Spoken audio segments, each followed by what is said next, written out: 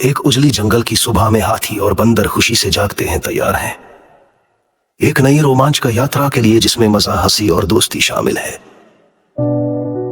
बंदर ऊंची बेलों से झूलते हुए हाथी को आवाज देता है कि जल्दी करो। ऊपर पक्षी चहचहाते हैं, जिससे जंगल हंसी और खुशी से भर जाता है। दोनों दोस्त जंगल की पगडंडी पर निकलते हैं। बड़े पत्थरों, ऊंची घास और हर तरफ खिले रंग बिरंगे फूलों के बीच सावधानी से चलते हैं। अचानक झाड़ियों से अजीब सी आवाज आती है। दोनों रुककर उत्सुकता से देखते हैं कि कौन सा नया सरप्राइज उनका इंतजार कर रहा है। एक चंचल तोता उड़कर बाहर आता है, खुशी से चिल्लाता है और उन्हें जंगल के भीतर एक जादुई खोज पर ले जाने का वादा करता है। तीनों दोस्त साथ चलते हैं,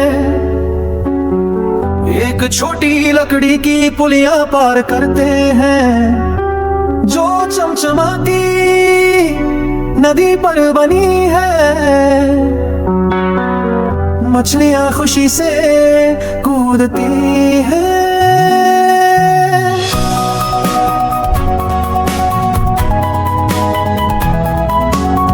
बंदर ऊंचे पेड़ से केले तोड़ने की कोशिश करता है, लेकिन हाथी अपनी सूंड से उसे ऊपर उठाकर मदद करता है।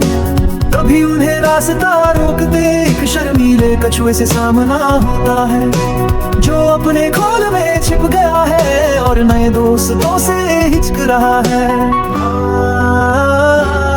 हाथी प्यार से कछुए को थपथपाता है, बंदर गिरा देता है, कछुआ मुस्कुराता है और उनकी रोमांच की यात्रा में शामिल हो जाता है। साथ मिलकर वे एक चमचमाते झरने तक पहुंचते हैं, जिसकी बूंदें हीरो जैसी चमक रही होती हैं। ठंडी फुहार उनके चेहरे को भिगो देती है। बंदर मस्ती से पानी में छींटे उड़ाता है, हाथी अपनी सूंड से पानी छिड़ता है, इंद्रधनुष बनता है और सब दोस्त खिलाते हैं। वे झरने के पीछे छिपी एक गुफा खोजते हैं, जिसमें रहस्यमयी रोशनी चमक रही होती है। सभी मिलकर साहस से अंदर जाते हैं। गुफा के भीतर चमकते क्रिस्टल स्थितिमान रहे होते हैं, जिनकी रोशनी उनके चेहरों को आश्चर्य और खुशी से भर देती है। बीच में एक सुनहरी संदूक रखा है, जो किसी दयालु और बहादुर दोस्त के इंतजार में है कि वो उसे खोले। दोस्त मिलकर संदूक खोलते हैं, जिसमें सोना नहीं बल्कि जादुई फल होते हैं, जो इंद्रधनुष के रंगों में चमक रहे होते हैं। वे जादुई फलों को आपस में बांटते हैं। हरने वाले से उन्हें खुशी, साहस और दोस्ती की शक्ति मिलती है।